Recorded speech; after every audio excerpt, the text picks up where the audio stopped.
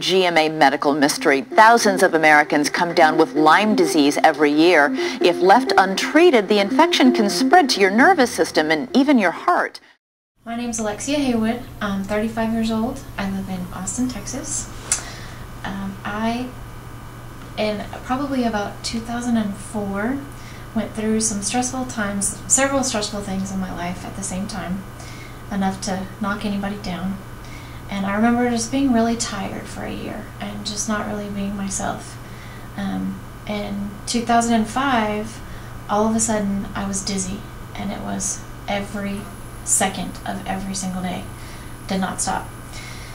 So of course that took me to the doctor, and I had a myriad of tests. I was working at the time. I'm an elementary school teacher. I work with the littlest kids in the school, and it was very hard to go to work every day, being dizzy and not feeling well. The doctor tested me for all kinds of things, and every time we would seem to get a little bit of hope and a little bit of progress, it didn't ever pan out. I remember I had rapid heart rate, and so heart fluctuations, large fluctuations, and dramatic fluctuations in heart rate. And I thought, oh, maybe that's it. Maybe that's what's causing me to be dizzy. Well, went to the electrophysiologist and the cardiologist, and they said, no, that's not it. You know, after extensive monitoring, no, your heart's fine. Yes, it's going fast, but something else is causing it. And it was that same story over and over again. We couldn't get anywhere. And it was, I just had to laugh. The endocrinologist said I could have been breastfeeding a baby I didn't remember having, according to my hormone levels. Wow. I thought, the brain fog is bad, but surely I would remember being pregnant and having a baby.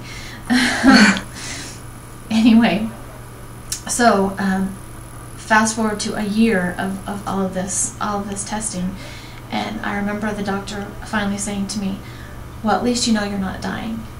And I looked at him and I said, how do you know that? And I saw his face. Yeah. So I remember the doctor's face, and I was lucky that he took me seriously the whole time. I had seen him for, I think, 11 years before that. But I think he was bound and determined to help me find out what was wrong. And even though I had 2 negative Lyme tests from LabCorp, we ended up sending my test off to a more specialized lab, and it came back very positive. I later had another blood test for Ehrlichia that was positive, and a number of things that led me to Lyme disease. I started treatment. I was not a person who did well on antibiotics.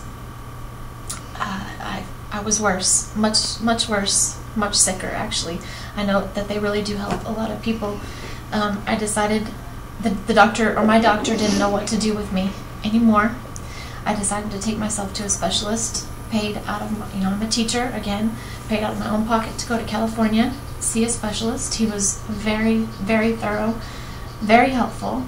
And ironically, at that point, I also decided I was done with the antibiotics and I would try some other routes. And thankfully, they have worked for me. I'm feeling good. I've been off antibiotics for 2 years. Been taking Chinese herbs and those kinds of things for a long time now. Almost back to myself. I hope that we can get more accurate testing for Lyme disease, that people don't have to get negative tests like I did and not know what's going on. I can't tell you how frustrating it is, even to this day, because really with the tests that we have, I don't know if my problems were caused by an active infection or something else. Maybe that infection may be triggering responses in my immune system. And it's a very difficult place to be in as a patient, and you don't know if what you're doing is right. You don't know if you should be looking at other avenues.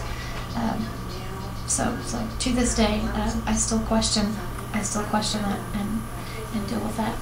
I hope that that insurance covers treatment for Lyme disease. I hope that doctors are not scared to treat patients with Lyme disease. I hope that they have the ability to treat patients the way that they believe is right and work with the patients.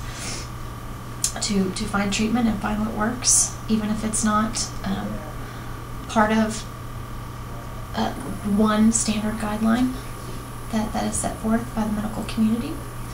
And I hope that no one has to go through what we've been through. It was very, very devastating. I was very lost for a couple of years. So I'm glad to have found myself again.